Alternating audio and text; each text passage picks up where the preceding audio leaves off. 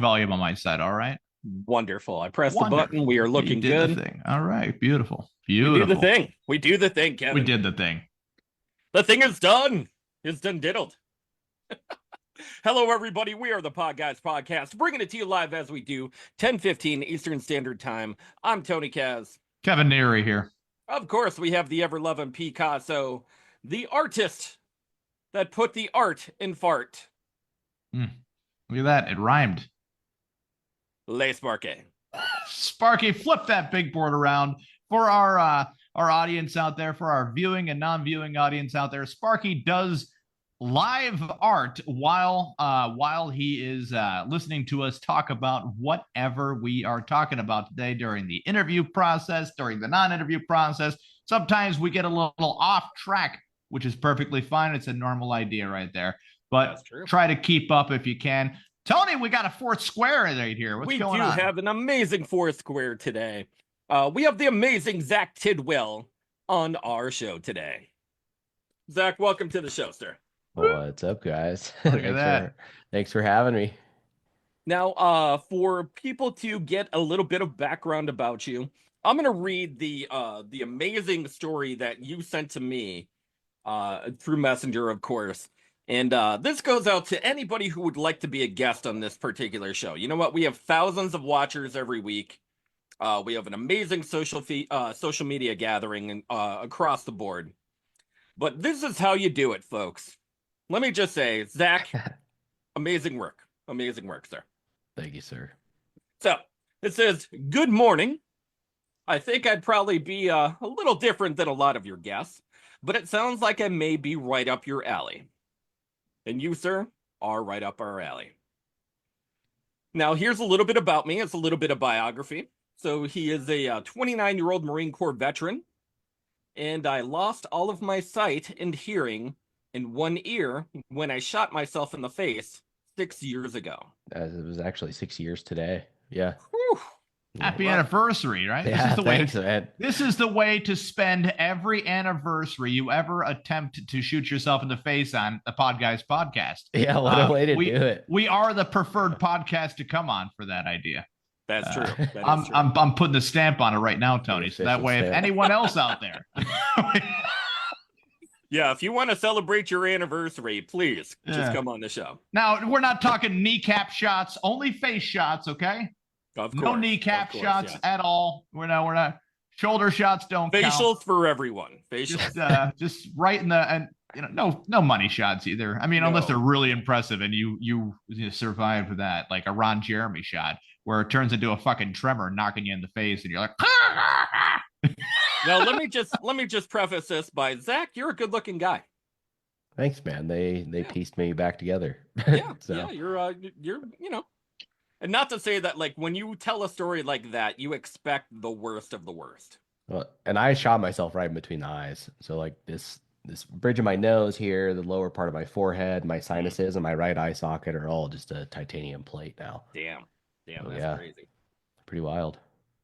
Sorry, I didn't mean you to are derail you are a self-taught, award-winning software developer, an entrepreneur making the digital world a more accessible place for everyone.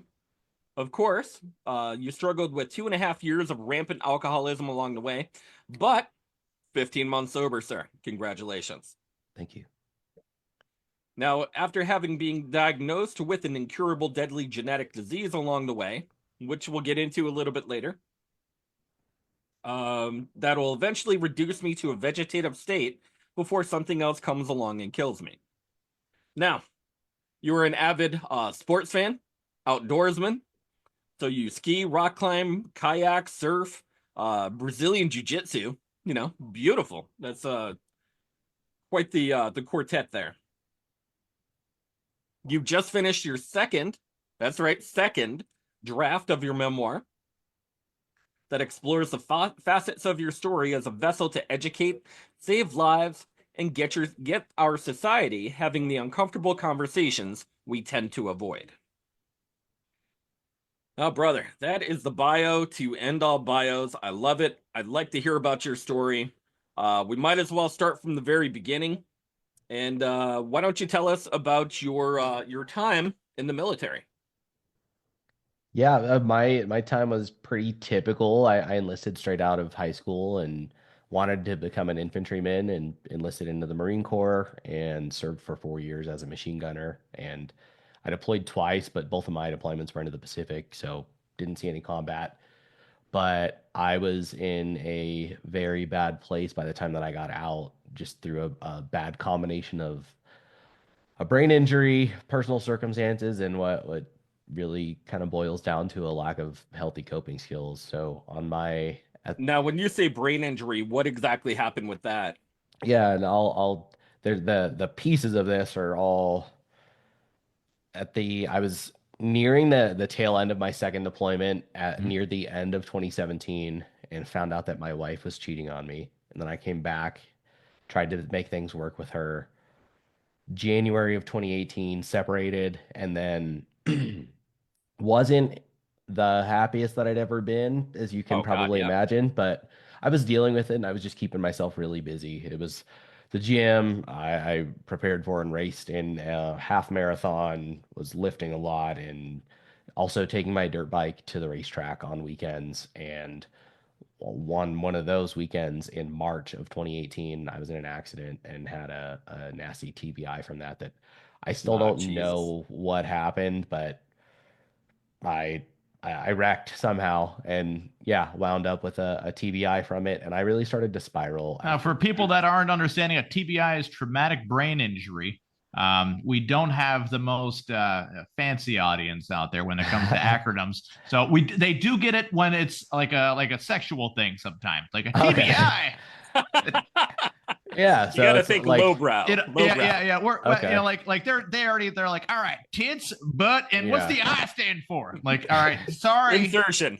So just think like you're riding a we're the motorcycle going real fast and like a really big dick hits you in the head and like it Boom. messes you up. And no, I still don't have any recollection of that now that that they'll period. understand. But geez, did you had a helmet on though, right? Yeah, but uh, me trying to piece together what happened with that day, it was super muddy. I have a vague memory of picking my bike up on the backside of a jump, and that's kind of about it until that night at dinner. And if I looked at my helmet, basically like the whole like upper left quadrant of it was just shredded and all, Oh and like damn. the visor was cracked and everything. So I think I probably came down on the backside of a jump and the bike just came out from underneath me. But Oh yeah.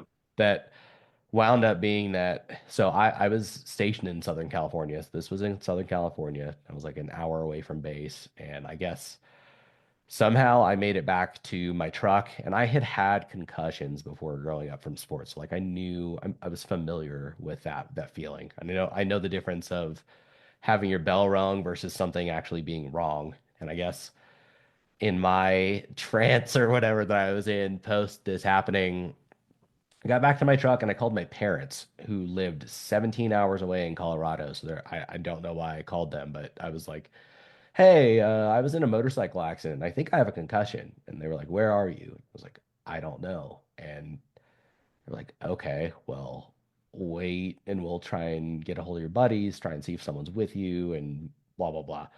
They hung up the phone, and I guess I called right back and said the exact same thing, like we hadn't just talked. And so that's like when they kind of realized how bad I was messed up. But guys from my platoon wound up coming to get me and taking me to the hospital and all that stuff. But I really, after that, I started to spiral, and there was a huge shift in my behavior. I became very agitative and impulsive, and that's when I went from not being happy to dealing with true depression for the first time in my life. And I got into a darker place. I started to not be able to sleep after that, and was just ruminating on everything that had happened with my now ex-wife. And I started having a couple of drinks before bed because then I could actually fall asleep, and I wouldn't stay asleep, but I would fall asleep, and that carried on through. I was honorably discharged in August of 2018. Got out, returned to Colorado, and immediately started going to college. And I wanted to become an ER nurse, so I was working full time at a local hospital and going to school full time and just continually Hitting the heading grind. down. Yeah, but heading downhill at the same time and just hiding it. Yeah. And Drinking got They do worse. say that not necessarily nurses, but the nursing field in general is filled with people that want to help and structure lives that are better than themselves. And there's a lot more mentality going into it, like while you're helping someone else, but can't help yourself. I've never heard that before. That's an interesting, I Yeah. mean, it makes sense. I think if you really think about it though, it's a lot of service-based acts, I think, and probably Correct. Yeah. jobs. Yeah, I mean, you're giving yourself to something.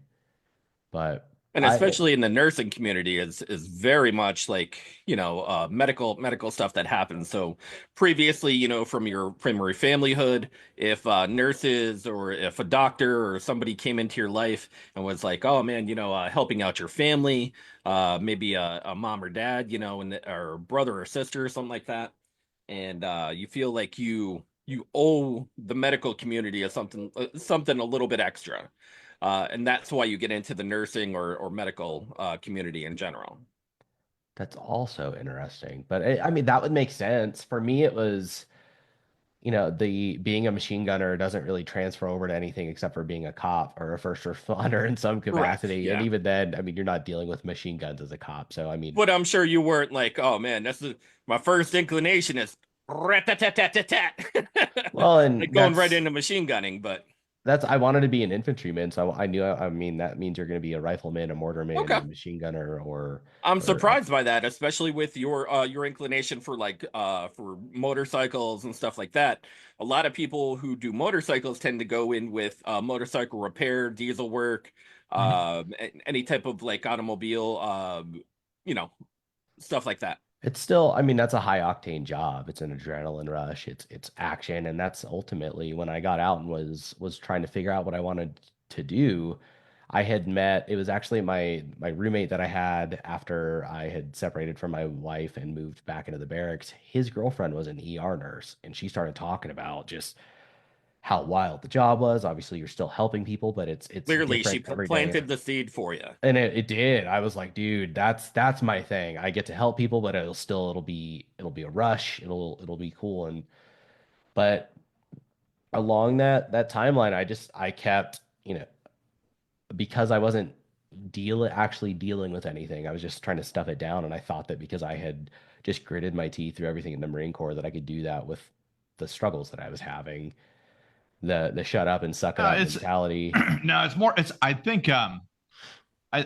I think as guys, when you're going through a tough time, instead of we have very few tools emotionally to get in touch with ourselves or other people because no one wants to hear about guys' emotions. It's been shrugged off since the dawn of time. So the natural instinct is to just ignore it and move on.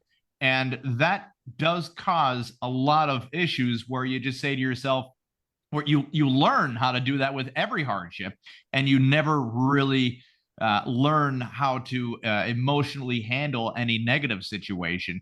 You just block it out. And then it also, for instance, positive situations coming your way, you can't even affirm until it's just an emotional numbness that sets in.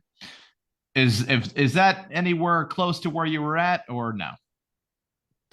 I would say it's kind of that, but it's also, again, coming out of that environment that I had been in. There's no room for being soft. And to me, like speaking up was being a bitch because Right? that would have been that while I was in the infantry. And so I didn't realize, I thought that because I had gritted my teeth through things to get where I was and where I had excelled in the Marine Corps, that was a coping mechanism, and it's not. You're just brute forcing yourself through things. So me not talking about it and continuing to drink instead over the months following the accident and then leading into after me getting out and just continually stuffing this down. This is all fueling the fire, and it's just kind of compounding over Well, time. keep going with it, man. And I am 6 years sober from alcohol, and it's a You very get it? Yeah. it's a very tricky seductive kind of disease to a degree. I look at it more like a multiple personality disorder because the only reason your alcoholism is living is to get you to drink. And that is the main goal, is to do a body snatcher to yourself and get control of that body. It's not even you, because you are a different person when you're sober compared to when you are drunk. So drunk Zack wants to get Zack drunk, and sober Zack has to ask advice to himself. But it's not himself he's ever asking, because drunk Zack's always there with some fucking advice that always leads to getting drunk. And sometimes it doesn't even lead to getting drunk most of the time. It leads to bad decision making, and then drunk Zack I was gonna say getting fucked up in every way.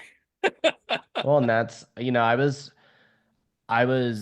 killing it in school. I was killing it at work, and then I would come home and drink to blackout on most nights, and it kept getting worse. And I was just detaching. I was turning that part of my mind off so I wouldn't have to deal with it. And now, drunk Zack probably had a good idea. He said to you one day, he said, "Oh my God, my wife is cheating on me. What the fuck do I do now?" And drunk Zack, you don't even know it's drunk Zack. He says, "Listen, man, this is what we're going to do. We're going to get fucked up tonight, and then we'll be over it." And then you get fucked up that night. The next day, you say, "Well, I'm still not over it." He says, "All right, don't worry. I got a better idea. We'll get more fucked up, and then we'll be over it." And by the time you know it, it's a consistent night of drinking and drinking and drinking. It was just, that was me falling from, starting to drink more than I should into actual addiction. And then that, because I was using it as a crutch. And I got to the point, man, where like I was so apathetic about everything, but I was still doing everything that I could to keep up appearances that I was doing okay. And like I would drive a couple hours up to the mountains to go snowboarding, because that was one of my favorite things to do in high school, and part of the reason that I returned to Colorado after I got out. And so it'd be a 2.5, 3 hour drive. I'd get up there, just having gone to try and force myself to get out of the house. I'd get there and be like, man, I really don't want to be here. And so I'd sit in my truck for a couple hours before driving home so that it looked like I went snowboarding. Oh God. And I didn't get the questions. And then in the springtime, it became the same thing with the dirt bike going to the racetrack. I would load up all my gear, drive to the racetrack, pay to get in, and get there and be like, man, like not be able to bring myself to take the dirt bike off the truck. And then I would just sit there for a couple hours and then go home and be like, yeah, the track was great today. And so the only things that I was consistently doing were I was getting up early to work out every morning, going to school, going to work, and then drinking at night. And I was just miserable, and not realizing, even as I was faking that stuff, like how much closer I was creeping to suicide. And by the time that March of 2019 rolled around, so this is a year after the motorcycle accident and a year of me stuffing all this shit down and it just kind of festering on March 27th. And I was totally sober that night. But on March 27th of 2019, it was the first time in my life that I'd ever mishandled a firearm.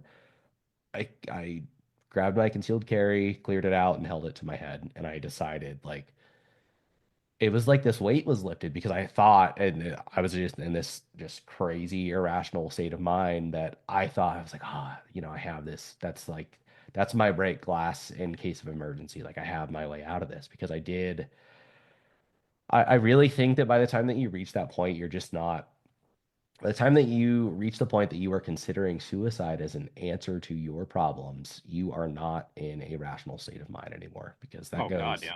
There's no way. That is not a rational, logical, even evolutionarily justifiable decision. Like, it doesn't make sense. I mean, there's Dr. Kevorkian. With the assisted suicide of people that are terminally ill, the euthanasia, you're familiar with the idea, right? Mm-hmm. Your take on it would be that Dr. Kevorkian was 1000% wrong for assisting the suicide of people that were in constant pain and suffering throughout their whole entire time. That's different. He also wound up murdering people, but didn't he? Isn't that guy? Yeah.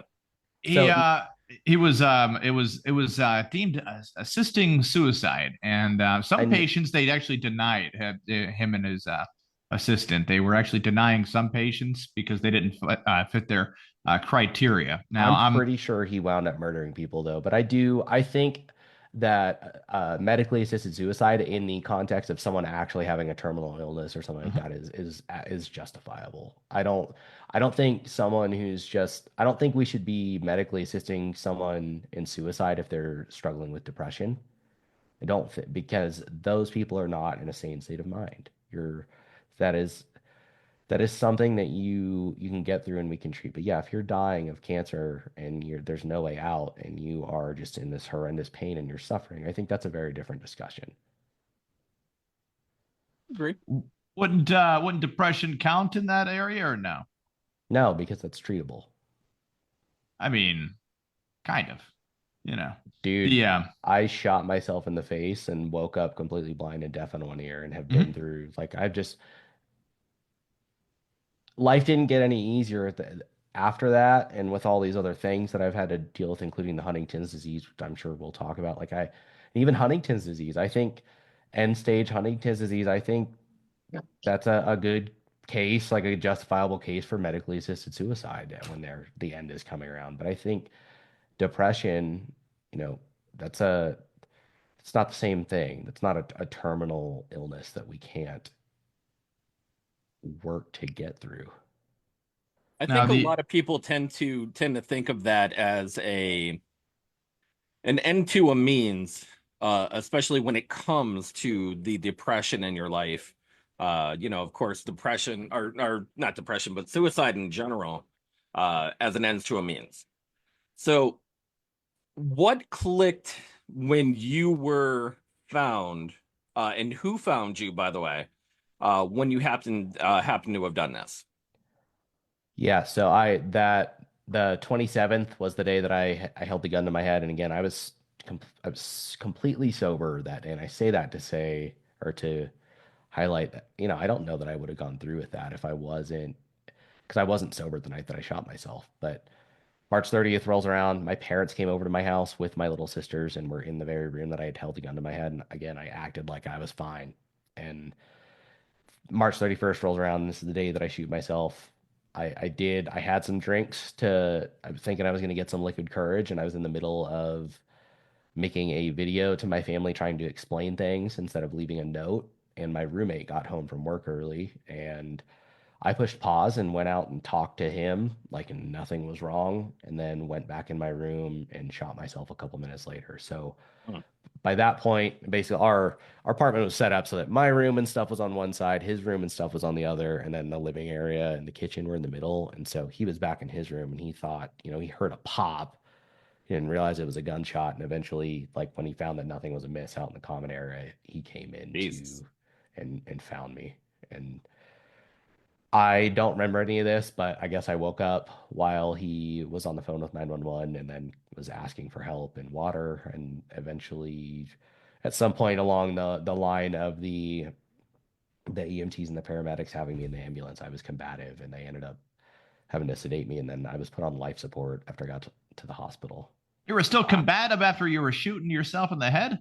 Yeah. Holy Lord. Jesus. I would think some of it was probably so the brain injury from shooting yourself, coupled with the fact that you're drunk, and now I'm totally blind and deaf in one ear. So I'm totally out of it, inebriated, and now I can't see. And my body was probably just like, what the hell is Did you think you were on the other side, and the people that were taking you were actually the other side? People like, you got to come with us. Like, maybe, no way. yeah. I mean, that's a hell of a, because at that point you're expecting gun to the head, death, other side of existence might be there. There's a big shrug. You never know. And all you got was brought back alive here. I mean, how bad does that kind of suck when your idea was to get to the other side there? So you get back to it, and they're like, hey, Zack, no joke, you're still alive. And you're like, what the fuck? So how did you take the news when they told you that the suicide didn't take? Yeah, so I don't know how long I was on life support, but when they brought me off of it, I was actually so out of it, again, from the brain injury, and then I think probably from all the meds that I had been on too, that I didn't even realize I was blind. I've been completely blind that entire time, but I could have a conversation, but I wasn't actually I could and not see the people, but I was seeing these really vivid like settings and backgrounds that we were in, and it was weird. So even though they were explaining to me that I was blind, I was like, obviously I'm not blind if I can see all this stuff. And so that took a while, but eventually I started getting the point across. And but there was a silver lining in that when they were telling me when I had my facial reconstruction done that I was going to get some sight back in my left eye because for whatever reason the right side caught most of the brunt. I don't know if I jerked the gun or what, but so my right optic nerve was severed, but my left one is still, even now, is still intact. So Huh. they thought that I would get some sight back in that left eye, but that nerve wound up dying from all the swelling in my head because there's a little canal at the back of your eye socket that the optic nerve passes through, and there was so much swelling that it basically just choked itself out and it died. Wow. So one day, while I was still in the ICU, one of the doctors was making her rounds and just with absolutely no bedside manner was going through the normal rigmarole of every day, which is like, what's your name? What are you in here for? Like what brought you here? Not what are you in here for, but what brought you here? Well, that sounds like an actual doctor where Yeah. they're somewhat out of touch. Where she's like, I didn't read your chart, but Well, I'm guessing. get this, dude. She's like going down the list, and then again every day they'd been telling me, yeah, we're waiting for the facial reconstruction because you're going to be able to see again out of that left eye. And she just dropped it on us that someone had passed it down the chain that no, I was going to be totally blind. And up until that point, the deafness in one ear really wasn't a big deal if I was going to have some sight back in one eye. But that just, I mean, that was brutal. And but later that day, my parents got to the hospital and we were kind of talking like, well, shit, if this is what it's gonna be, like what's your life gonna look like? And my mom had brought up the idea of, oh, you can get a guide dog, and my dad was like, oh, well, maybe you could be a therapist. And Oh, I thought your dad was gonna say he's allergic to dogs. Don't you know this? Don't you know our own son? but Yeah. and I my don't know if that was even an accurate impression of what your dad sounds like. Big shout out to Papa Tidwell right there. yeah, but Yeah. they were like throwing this stuff out there, and I was like, I'm not making fucking salt and pepper shakers. And they were like, what are you talking about? And I don't know why, like them bringing that stuff up had brought my, I'd never been around a blind person before. I didn't know what blind people were capable of, but the salt and pepper shakers in the Marine Corps Chow Hall and on my area in base on base where I was stationed, in little fine print on the salt and pepper shaker said made proudly by the blind and visually impaired. And so like I don't know why my mind snapped to like that's all blind people can do. And I was like, I'm not fucking doing that. Like I will do more with my life. And I think like having that, like my goal immediately became, I'm going to get my independence back again. I'm going to get back in college. I'm going to do something productive with my life. And I think that kind of almost put the grieving process on hold.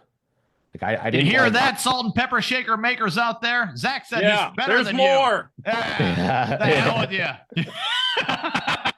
That does. We probably have some salt and There's pepper more shaker to the people. S&P. Yeah, we More than probably, the S&P. we probably have some people that aren't blind that make salt and pepper shakers out there. Like, I'll show you, Zack Tidwell. Yeah, they're like, fuck this I'm guy. gonna write you a racist letter in Braille, motherfucker. They're like, hey Zach, I wish that bullet would have fucking worked. Yeah. But Man's making fun of my profession. He can't even kill himself. yeah, What the hell's wrong with this got boy? a machine gunner. It must be the worst shot ever. Yeah. That was not a comment in our comment sections by the Wait, just throwing it out. So I'm gonna rewind back a little bit. The salt and pepper shakers that are in the chow hall, are they just like regular salt and pepper shakers? Or are they like grinders? Or are they like? They're just like those shitty plastic ones that you see at like an IHOP. Oh yeah. They're like the fucking Dollar General store like salt and pepper shakers. Yeah, and I didn't know this at the time, but there's like the American Printing House for the Blind and some of these other organizations have a bunch of these manufacturing jobs to employ visually impaired people. And those are awesome that those opportunities are there. But I was like, I'm a Marine. I was going to be an ER nerd. Like, fuck that. I'm doing more. Just, I had no context for what being blind looked like or had any idea. So I wound up being in the hospital for 51 days.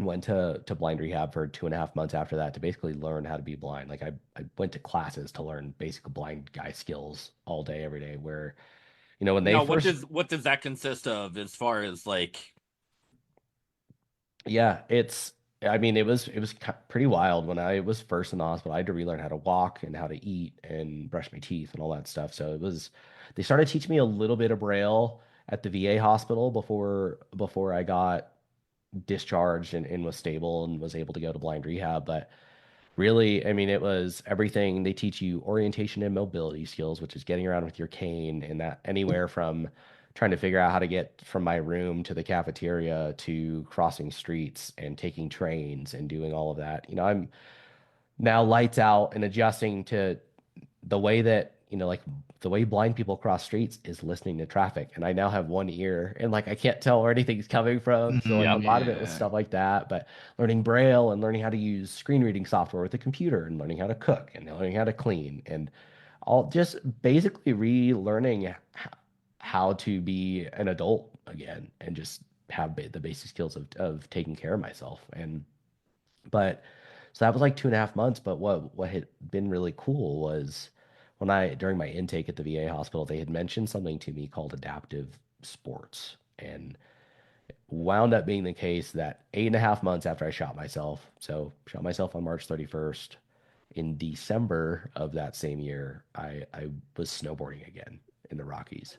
Like, and all they Boom. did, Just I had they I following like the adaptive sports thing. I went to an adaptive sports center up in the Rockies with some other blind vets, and they threw a radio on my head because I couldn't follow sound to save my life and got me back on a snowboard, and that they were guiding me audibly down a hill. And I was horrible at snowboarding, even though I'd been really good at it when I could see, but like it was a taste of independence again. And a month after that, I was back in college and pursuing a clinical psychology, an undergraduate clinical psychology degree. So hoping that I could go on to get my master's and then help someone with my experiences. And then 6 months after that, I was living back out in the dorms and like back out on my own, trying to fake my way through getting around in downtown Denver. And I kept progressing from there. It was just these little incremental things, but that like all in pursuit of getting independent again.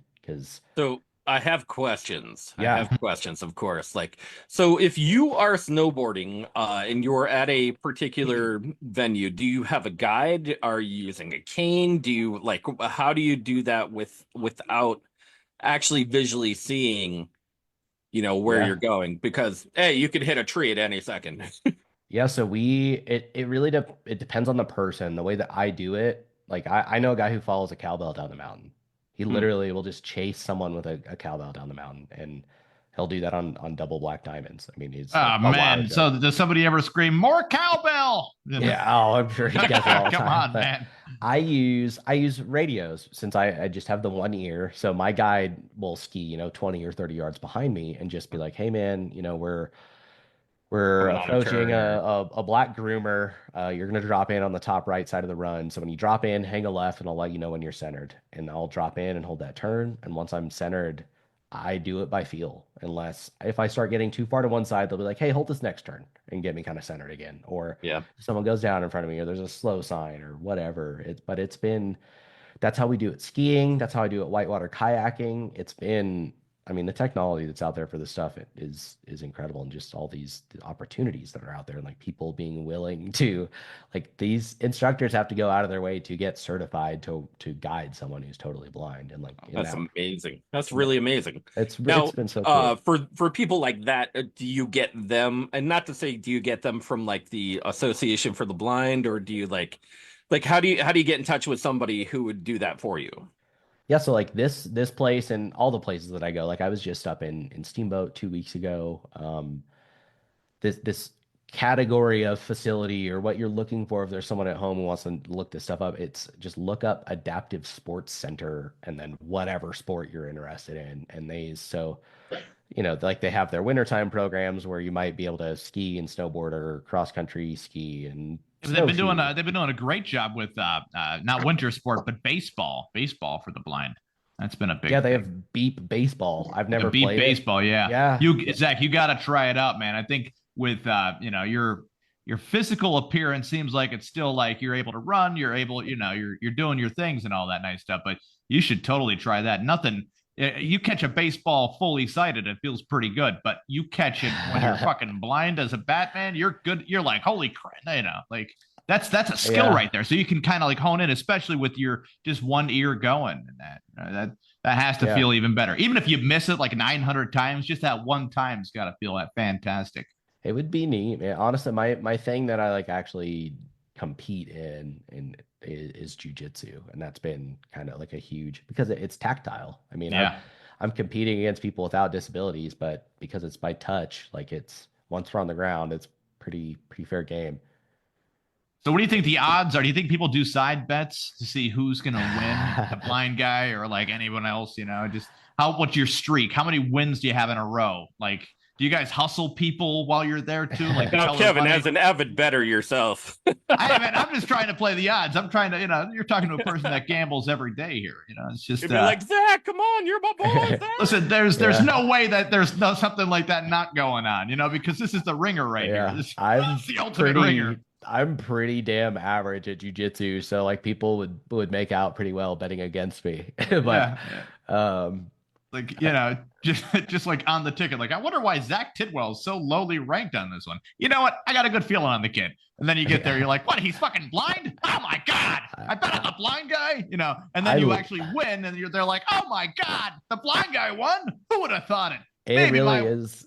It's a win-win for me because like if I roll up, first of all, I think it's hilarious that like people don't know until I walk onto the mat that you're stuck going against the blind guy.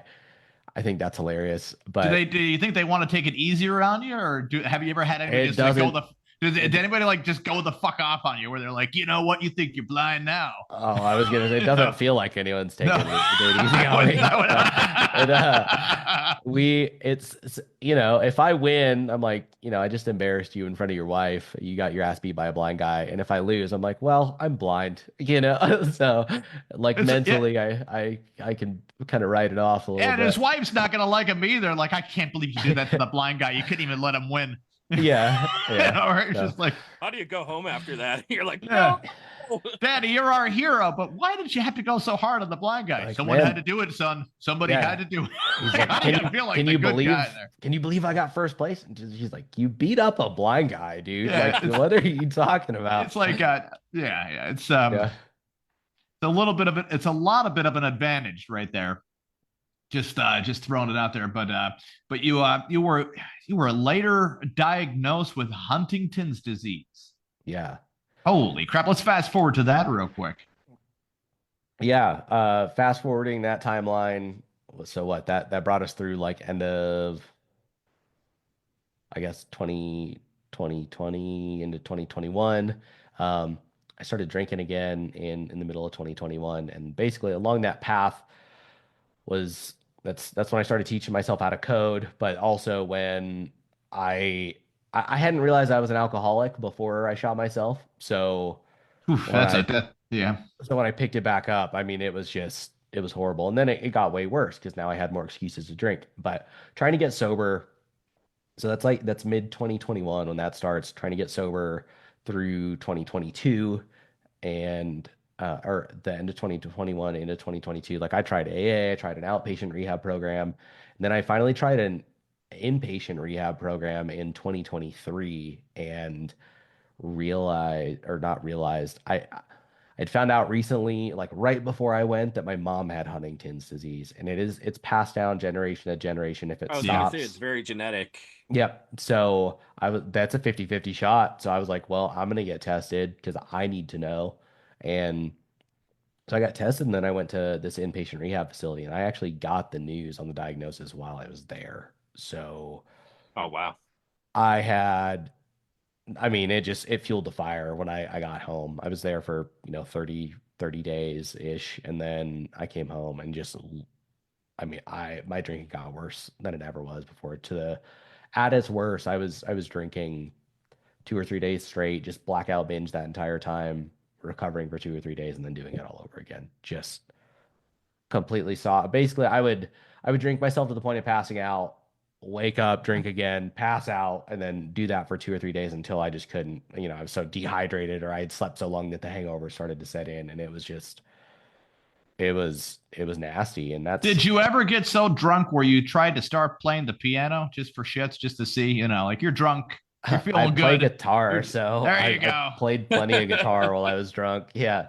But I honestly, I would get so drunk because, again, that whole time I was trying to, or not trying, I was teaching myself how to code and basically treating that like a full-time job. So when I was drinking and doing that, I would get so drunk, one, that like I couldn't formulate the thoughts to think through any sort of even like basic logic to write in code, but like I couldn't type. I would get so drunk that I couldn't type. And so then I'd be like, oh, I'll go play guitar. And then I was too drunk to like even fret like a basic chord on a guitar. And then I would, pass out somewhere inside my house, outside my house. I mean, it was bad. I was wandering around Denver, blackout drunk and totally blind. I Now, was I a didn't think fucking that blind mess. people could get blackout drunk because, you're already there, right? Technically, I'm always blackout drunk if you look Right? at it I the other mean, way. Yeah. kind of, it feels like, Yeah, you're not even blackout drunk. You're just drunk. Yeah, it's a That's the- loophole. you know, it'd be Yeah. like, you could literally go up to somebody and be like, I drank myself blind. They're like, oh, really? Nah, I shut myself in the face. That did it. Yeah, it's weird how that works. All right.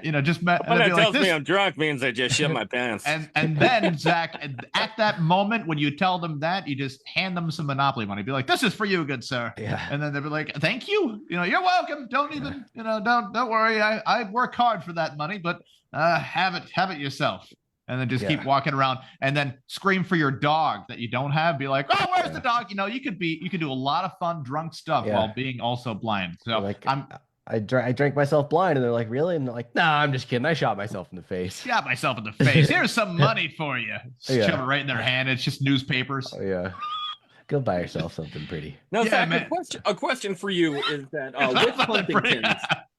with Huntington's, now it's not a fatal disease in itself, but it does it does more physical and physical, psychological, and behavioral stuff than anything else. It's classified as a movement disorder. So yes, it starts as, like you said, it's because your brain tissue starts to die, and so you're starting to get these signals. Like normally your brain is constantly sending go no go signals, like some of the no go signals aren't getting sent, so you start doing like weird movements and stuff, and like then it does become behavioral, and really typically depression is associated with that, but also just not really being very unreasonable and irrational, and sometimes almost like being combative with people, and not necessarily physically, even though that does happen sometimes too, but just you deteriorate, and that becomes speech issues, and eventually to the point you can't speak, and then you can't move, and you become how much of that are people being assholes? And I say this very figuratively, as far as like, now that you're blind, I mean, people treat you differently. Yes. But what are you asking is how much of people being assholes? Well, I mean, as far as like, you want people to treat you normally, because you're a regular person, you do things just like everybody else does. Yeah. Does anybody ever talk to you like Zach? Does anybody talk to you like they have kid gloves on? You're like, hey, how's it going?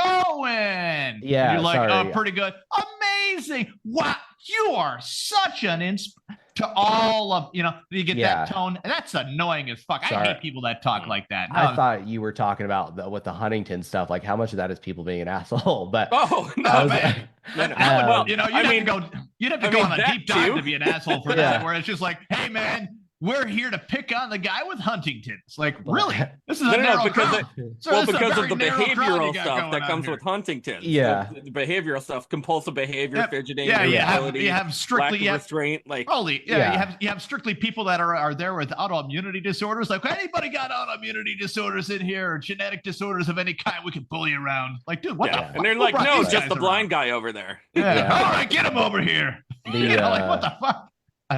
I doubt it. No, but Zach, on a more serious note, people do talk to you in a different tone since you are, now in a little bit of a different shape now. And, do you have a message for them? And if they have a friend that's going through something, on how that isn't very helpful?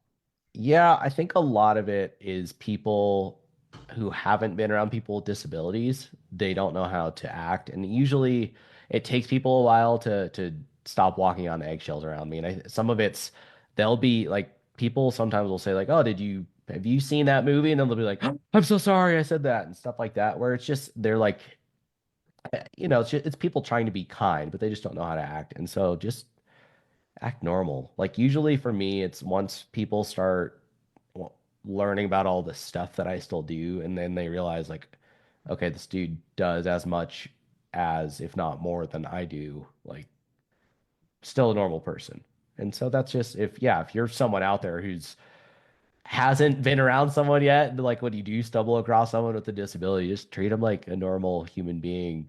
It's they're not, no one needs to be uncomfortable about it. Like you're making yourself uncomfortable about it for no reason. Zach, I feel 100% comfortable, because I always say to myself, if I was in that situation, I wouldn't want somebody tiptoeing around a conversation. I may come off rude, but with certain things, or disagreeable on certain things, but that's just me. No way. That's just me being me. I'm sorry. I have to I could push on certain subjects, I could pull on certain subjects. It's just but Zach, what is the one major change that you've really, you can never get used to, whether it be Huntington's, blind, suicidal thoughts? What's the one major change where you're like, fuck, this still sucks?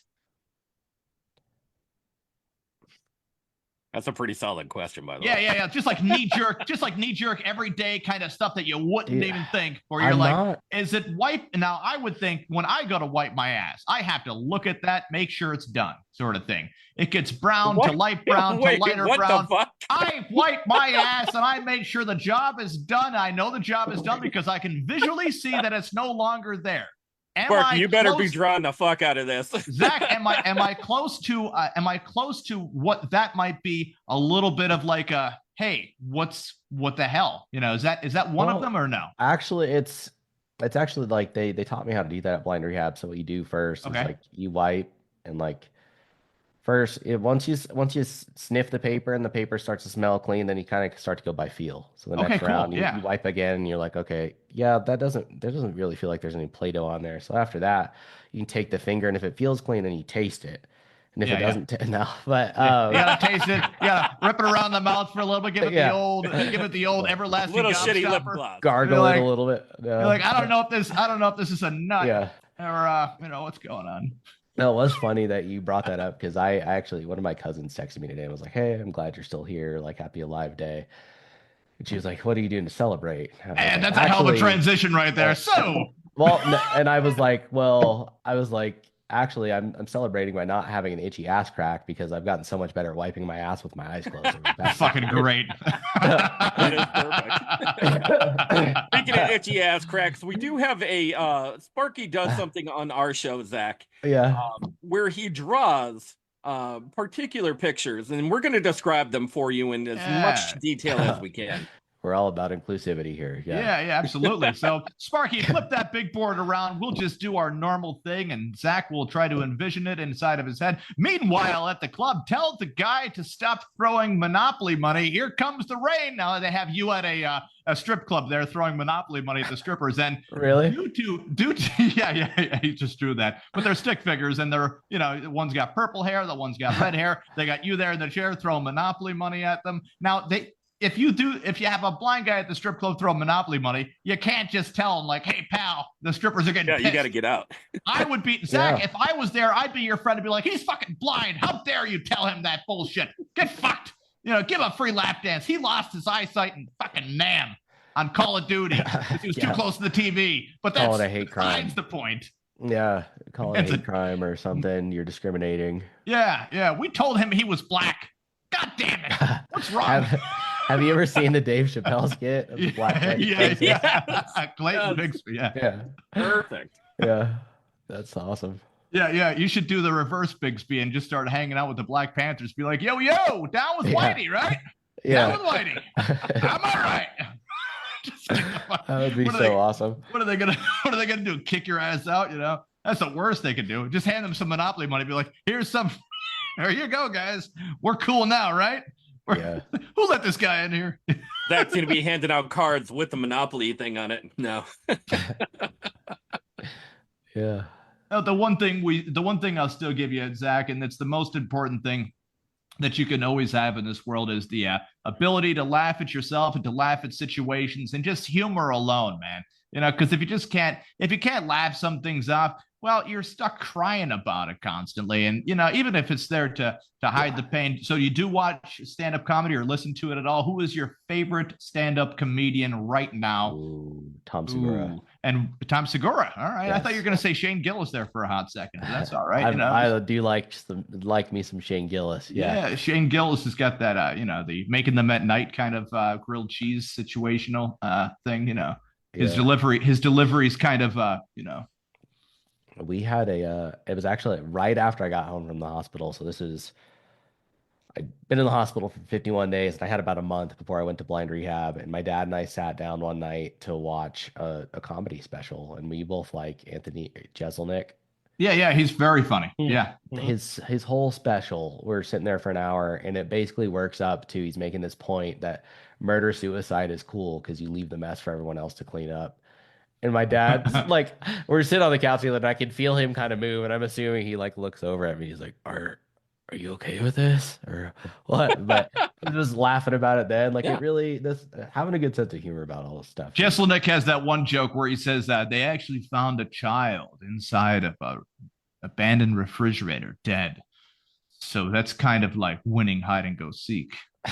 That's when Jeselnik used to do the drier version of comedy, and he's so talented to be able to do not just a drier comedy, but expand his range out and flex in that way. I've been doing stand-up comedy now for about 15 years, and you know, it never gets better. No, it's always get the fuck out of here, Tony. You love this shit. The thing is, the doing live stand-up comedy is just some of the funnest thing. You never know what you're going to get as far as the crowd goes, especially in desolate areas. I bet that's horrible. If you're like buttfuck Illinois somewhere. No, man, I've done a show before. My last show that I did was it was a roast show where I was the only white guy, and everybody was just like, "Hey, make fun of us," and I'm like, "Okay, here it comes," you know. So the idea was just, you know, I had to address it to begin with by saying, like, I get it, you know, I'm the only white guy down here, so you're probably all waiting for me to say something racist. So here it is. Sabu's so black that he walks into a gas station, you know, with money from his girlfriend to buy a condom. He walks out with a slushie and say they don't sell them there. Sabu's so black, you know, just things I've actually seen him do before, you know. Yeah. So you know that it's and this was all just like written at the show. My wife was there. She's originally from the Philippines, and she's just like, "Oh wow, you know, this is where you're having it." You know, what like, mail order catalog did you get her from? No, we met through a mutual friend. We were doing podcasting and all that nice stuff. But anyways, no catalog. That is actually an illegal thing. You cannot buy people. As much as Jeffrey Epstein might have you to believe, he was much of a kidnapper than anything. But we fell in love. It was a nice. We've been 4 years together now. We have a little baby on the way that we're trying to figure out names for and all that nice stuff. But no category, no catalog. That wouldn't be the first time that I've been asked that though. I got asked that by somebody who I won't mention his name because, you know, he's not mentionable, but he talks like somebody steps on his fucking brain where he's just like, hey, does your wife have a sister I could buy? And I'm like, you know, you're a fucking idiot, you know? Yeah. So it's she's very smart. She speaks very articulately all the time, and it's very exciting. She has her own YouTube channel as well. It's called Jen's Vlog on YouTube. Very romantic kind of stuff. But he does complete you, by the way. Yeah, she does. So your podcast, I love the name of Going In Blind. Going In Blind. How many episodes are you up to of Going In Blind? I just recorded, I think, episode 27 2 days ago, but episode 15 just came out today. So nice. I record 5 a month or release 5 a month. So I stay about 2 months ahead on recording. Wow. Okay. Yeah. Just in case, you know, buffer time. It takes me a lot of time trying to edit this stuff, like with my screen reading software and stuff like that. So I just make sure with cancellations and stuff like that I've got that buffer. But it's been really cool so far, man. I've part of it, I've been able to connect with so many people, like just interesting, unique people over the past couple of years, especially as I started sharing my story after my first app came out. It started getting, some kind of circling in the disability community, and I just started speaking then, and I've met a lot of cool people, and it made me want to help other people get their stories out there. And I'm kind of following my curiosity, whether it's speaking with someone who's been through some crazy shit like I have, or someone who's, entrepreneurs who've built really, really unique businesses, or thought leaders and researchers, and just trying to provide some long form conversations that people can learn from. And it's been a Now, blast. have you been approached as far as like TED Talks or any type of motivational speaking or anything like that? Motivational, like public speaking stuff, yes. No TED Talk stuff. I mean, honestly, I would love it one day to do like a TED or a TEDx talk, and just especially once the book is out, I feel like that would be nice to do. But honestly, between I'm working on another big software project that I've been working on for the past year. Between that, the podcast, and the book, like got a lot of irons in the fire right now, and so I'm kind of hoping to get at least the book off my plate before I start moving on to more stuff. Now, you seem like you're a good, not to say a good finisher, but when you when you happen to make something, or when you happen to start something, do you finish well, primarily? Are you asking where I finish, or? No. So, like, when you start a project, Yeah. are you normally a finisher as far as like moving on to the next project, or do you let a lot of them stand out, as far as like, oh man, I'll get to it when I have some time? And I'm not a procrastinator, like to a fault sometimes, where like I will just go balls to the wall like to get these things done. So that's actually something that I kind of have to be mindful of, is not overdoing it. But hence why I'm working on a book, a podcast, and trying to build a small business at one of time. course, yeah. Yeah. And that's the only reason why I said that, is just that like you have a lot of stuff going on, and a lot of it takes an alarming enormous amount of time. I think And that's that's, Zach, that try helped me get try. sober, man. It really did.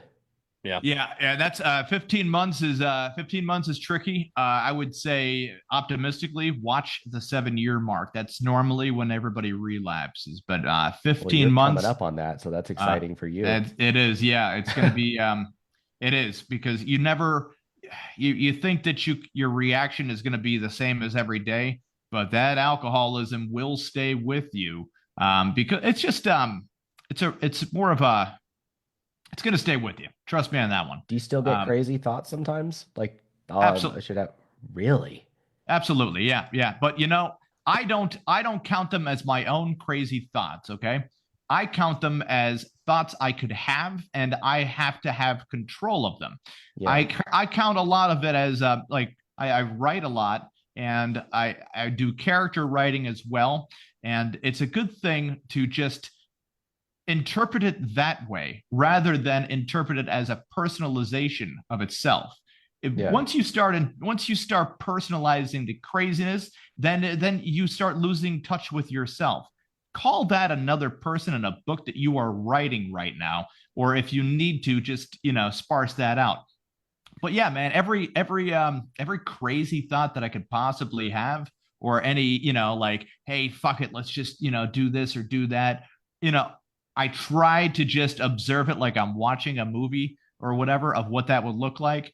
And, it kind of tricks the alcoholism itself, where, drunk Kevin says, well, what do you think about that? What we just did? It's like, we didn't just do that.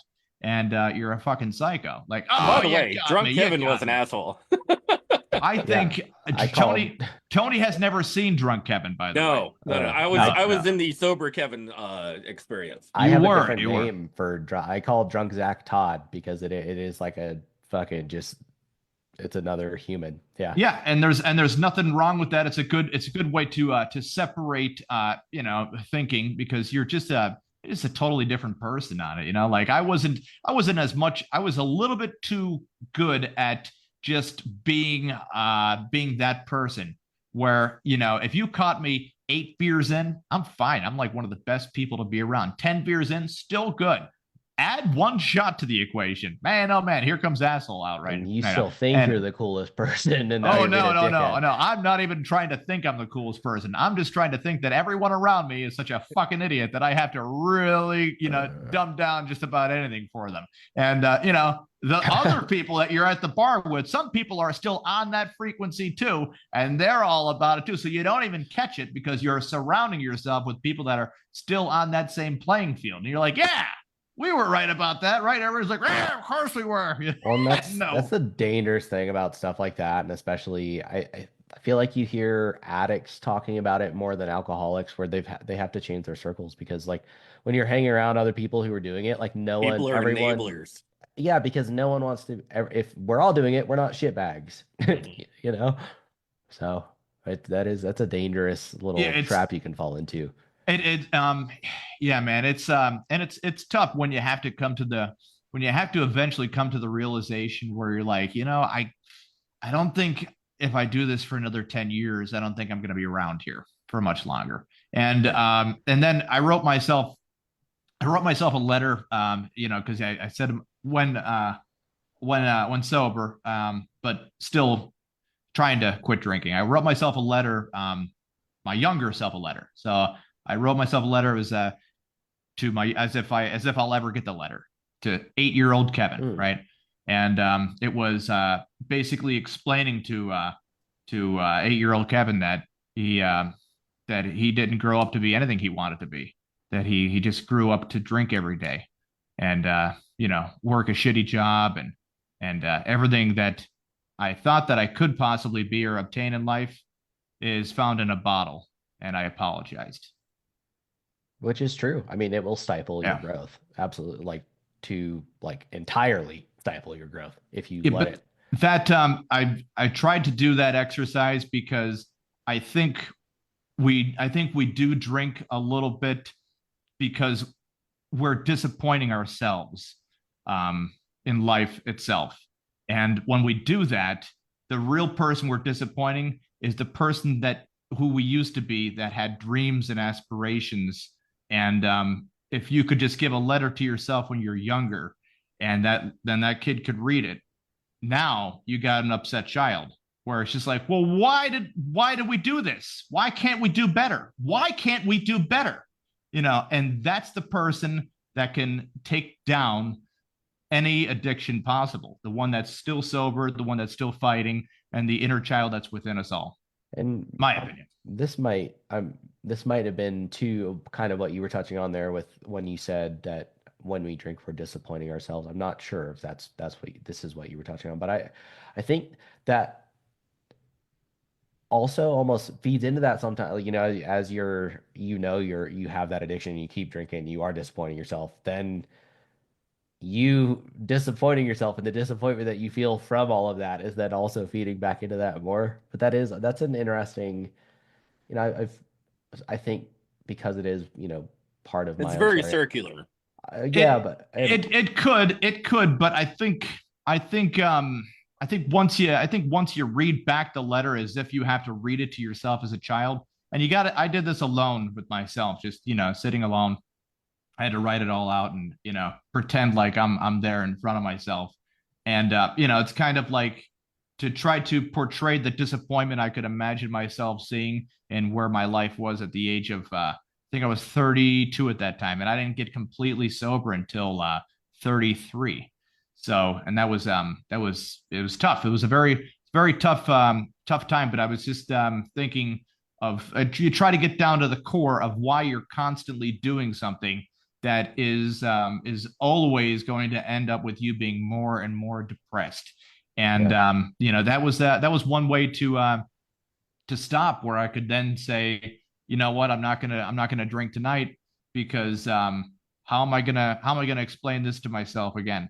How am I gonna add another year onto it and say, hey, write the same letter, add another year, write the same letter, add another year. Did you struggle with anything else too, or was it just alcohol? It was alcohol only, and okay.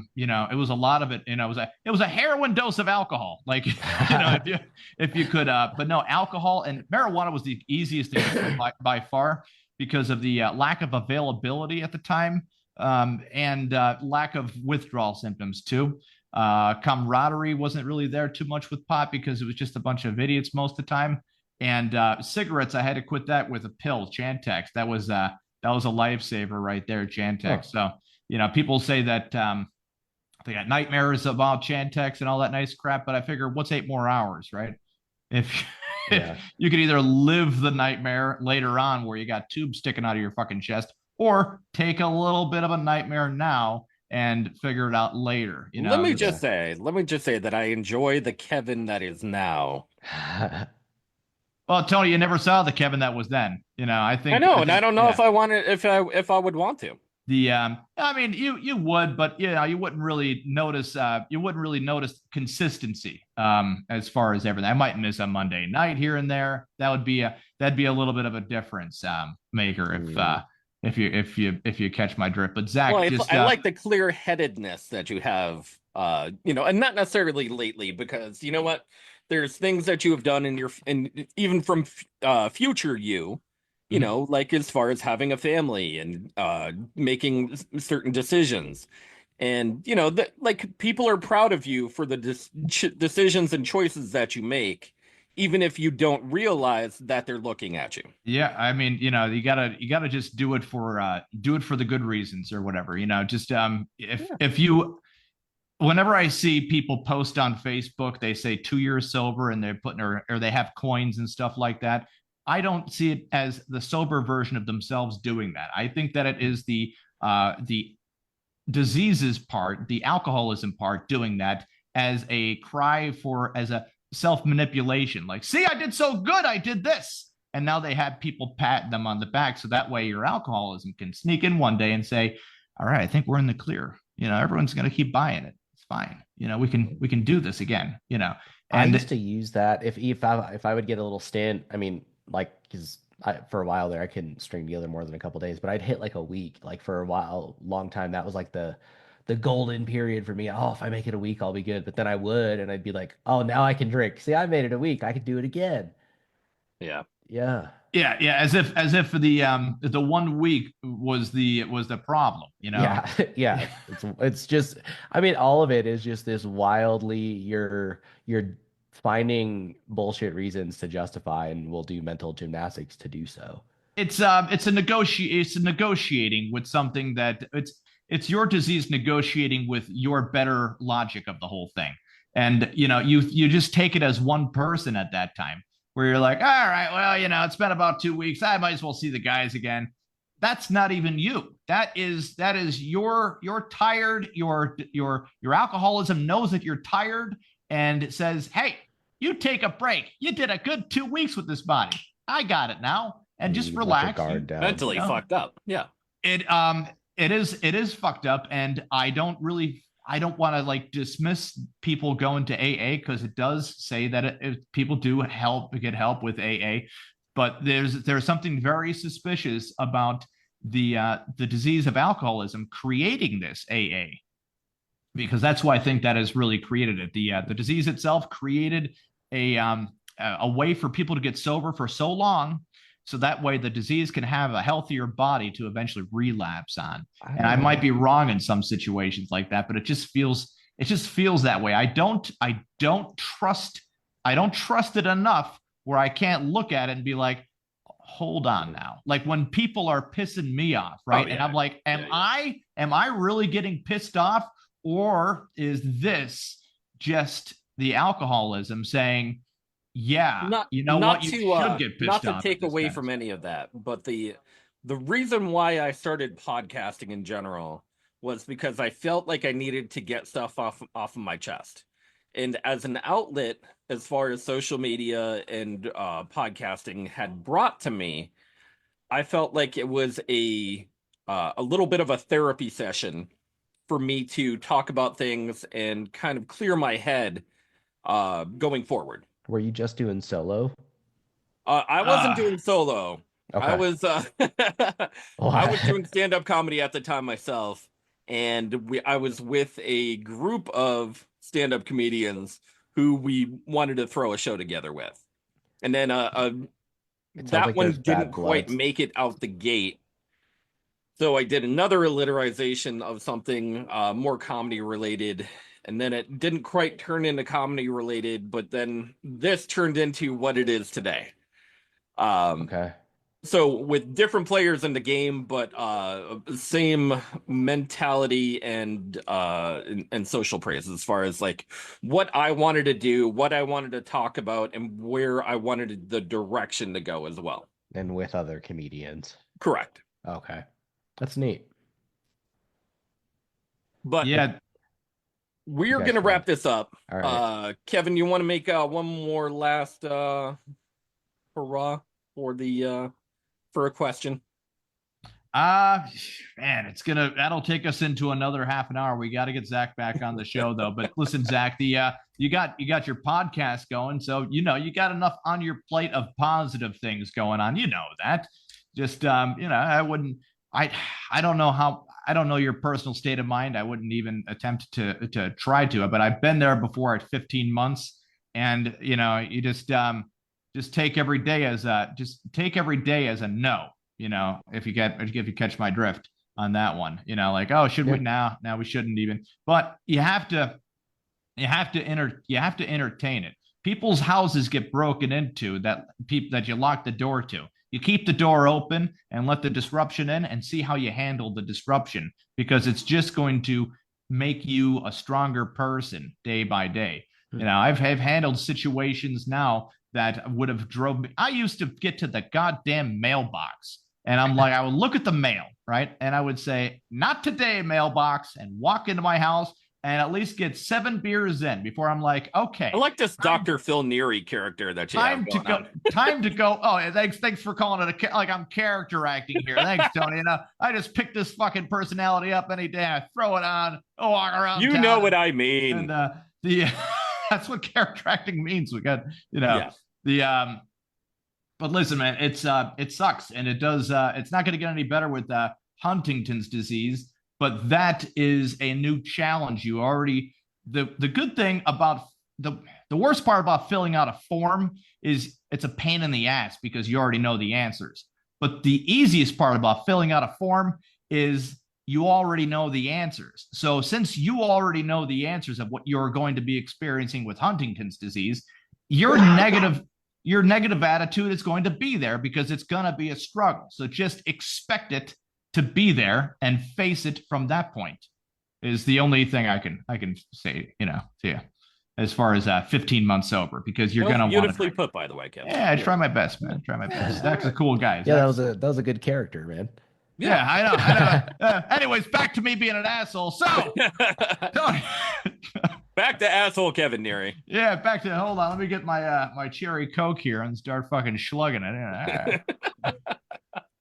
No, but I think I think the main purpose of just trying to do what you need to do, not being afraid to do what you need to do as well, and finding the resources in order to do that thing as well.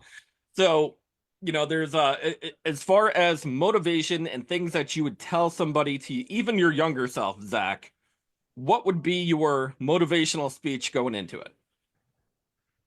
Gosh.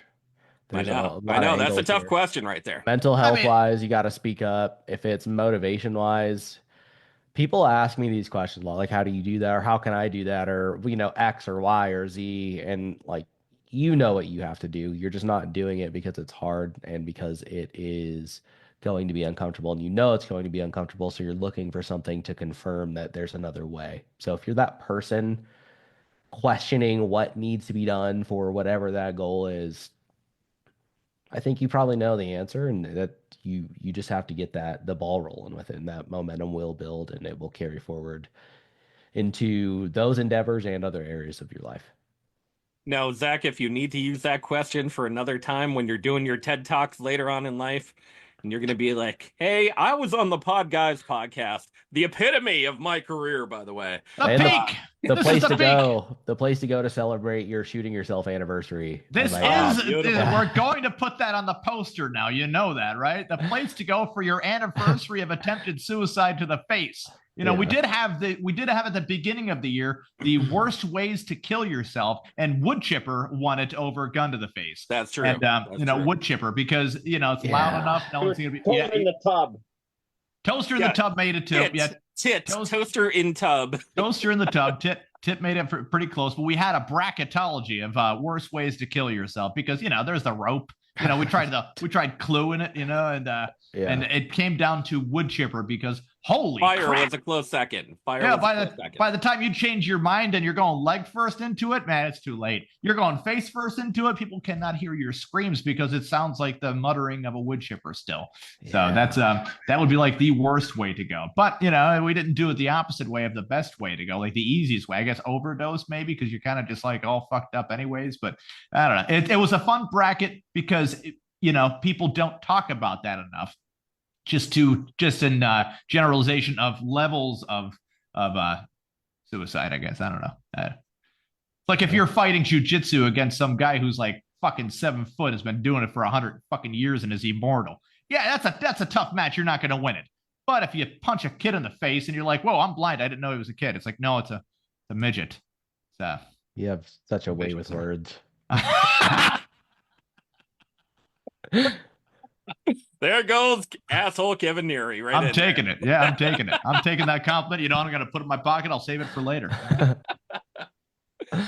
Zach, if people are going to listen to you, watch you, how would they get a hold of you, especially for interviews or whatever and whatnot? Yeah, the big couple here on my website at zacktidwell.net has, you can reach out there for speaking stuff. I also have a mailing list there if you want to be kept up to date with news on my book. It's not a spam list. I'm just using it to update people who are interested when it comes time for that. I have found a publisher. Outside of that, Going In Blind with Zack Tidwell is anywhere that you can find podcasts. And outside of that, if you Google me, you'll find me on the different socials. Beautiful. Beautiful. Sparky, where can you find us, sir? You can find us on every major streaming platform, including iHeart, Spotify, Spreaker, Deezer, Castbox, Pocket, Rio, Amazon. You could find us on Facebook Live Video. You can find us on YouTube. You could Google it. I said Google. You did. Yeah, you can Google us. If you're looking for our merchandise, just click on our Facebook page, and that'll get to our merchandise area. Yeah, sure. Buy a t-shirt, buy a hat, do what you can do to help us make a lot of money. What we do every Monday, you know, just it's not going to any real cause. It's going because we just would like a lot of money one day. And you could have a t-shirt and we will take the profit. We are a for-profit company. You know, we really like the money. 100%. You know, and we enjoy you giving it to us as well. And, you know, seeing you in those t-shirts. We will say thank you. We will say thank you. I mean, the email will say thank you. Yeah.